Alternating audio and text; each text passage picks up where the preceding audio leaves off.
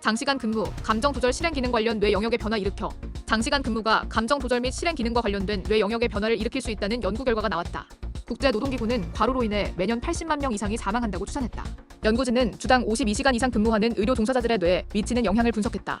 과도한 근무 시간을 일한 임상의 32명과 표준 근무 시간을 일한 임상의 78명의 MRI 스캔 데이터를 분석한 결과 장시간 근무자들의 실행 기능 및 감정 조절 관련 뇌 영역에서 유의미한 변화가 나타났다. 특히 주의력, 작업 기억, 언어 관련 처리 등에 관여하는 중전두회와 계획, 의사결정에 관여하는 상전두, 회의 부피가 증가한 것으로 나타났다. 연구진은 이번 연구가 과로와 뇌 건강의 관계를 이해할 수 있는 생물학적 근거를 제시했다는 점을 강조하며 직업 건강 문제의 위험성을 높이는 과로에 대한 정책이 필요하다고 결론지었다. 홈플러스 임대료 협상 결렬, 17개 점포 계약 해지 통보. 홈플러스가 임대료 조정 협상 결렬로 17개 점포의 계약 해지를 통보했습니다. 법원 승인을 받아 해당 점포 임대인들에게 계약 해지 의사를 전달했습니다.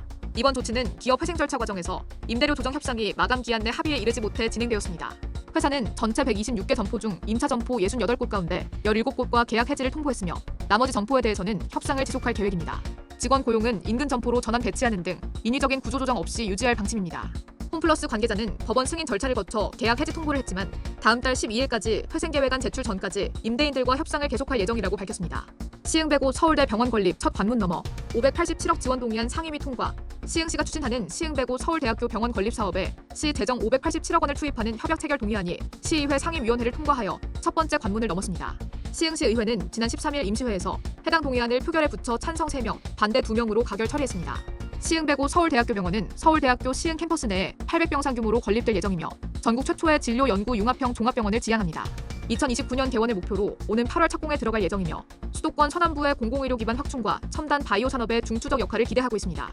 사업비 증가와 서울대 병원의 운영 적자 문제로 시의 재정 부담을 요구하는 상황에서 시는 병원을 바이오 클러스터 조성의 핵심 거점으로 보고 587억 원을 지원할 계획입니다.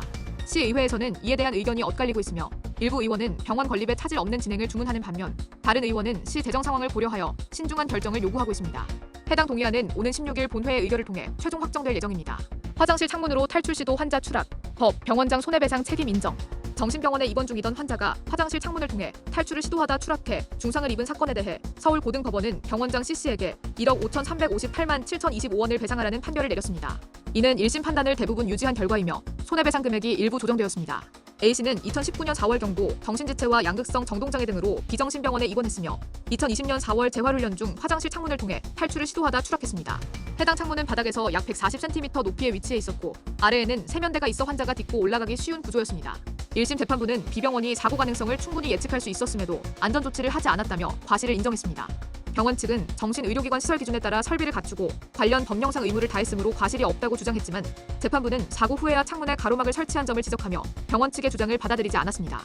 또한 A씨가 사용한 화장실이 공용 공간이었다는 점을 고려해 환자 관찰 의무가 없다는 주장에 대해서도 환자의 상태 변화에 대한 의료진의 더욱 세심한 관찰이 필요했다고 밝혔습니다.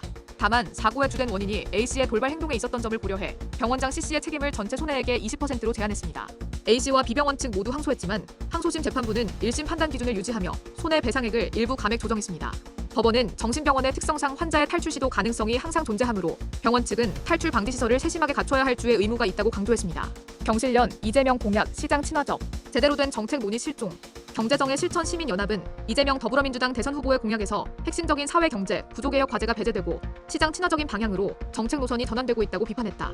경실련은 이 후보가 발표한 여러 분야별 공약에서 권력구조 개편, 재벌개혁, 선거제도 개혁, 부동산 공공성 회복, 건강보험 및 연금 개혁 등 핵심 구조개혁 공약을 찾아볼 수 없다고 지적했다. 오히려 개발, 규제 완화, 대기업 중심의 산업 육성에 치중한 정책이 늘어나 과거 제시했던 기본주택 등 공공성 강화 방향에서 후퇴했다는 평가다. 정치개혁 측면에서 대통령 권력 분산, 국회 동의제, 감사원 헌재 선관위 독립성 강화 등 권력구조 개편 공약이 전무하고 선거제도 개혁 역시 연동형 비례대표제 도입, 위성정당 금지 등의 핵심 개혁 방향이 누락됐다고 봤다. 경제 분야에서도 금산분리 강화, 출자구조 개혁, 기술 탈취 방지, 금융감독 체계 개편 등 재벌 중심 경제구조에 대한 근본적 개혁이 반영되지 않았고 반도체 특별법, R&D 세액 공제, MC 편입 등 대기업 중심 산업 육성 공약이 늘었다고 언급했다. 부동산 공약 역시 공공택지 민간 매각 중단, 후분 양제, LH 개혁, 토지 공개념 강화 등은 제외됐지만 1기 신도시 재건축, 4기 신도시 개발 준비, GTX 확장, 재건축 규제 완화 등 개발과 민간 시장 확대 중심의 공약이 주를 이루며 정책 방향이 우클릭된 것으로 해석했다. 복지 부문에서 건강보험 지출 효율화, 비급여 통제, 보험료 부과 체계 개편, 퇴직연금 기금화, 공공의대 확충, 의료사고, 공적 배상체계 등 구조개혁 과제들이 제외되고 일부 대상별 복지 공약은 제시됐지만 통합적이고 지속 가능한 재정개혁 청사진은 제시되지 않았다고 지적했다. 경실련은 이 후보에게 대통령 권력 분산, 국회 견제력 강화, 선거제도 개혁, 위성정당 방지, 법인세 상속세 등 세제 개편, 산업 공동화 방지, 부동산 공공성 회복, 지속 가능한 사회를 위한 구조개혁 청사진 등을 요구했다.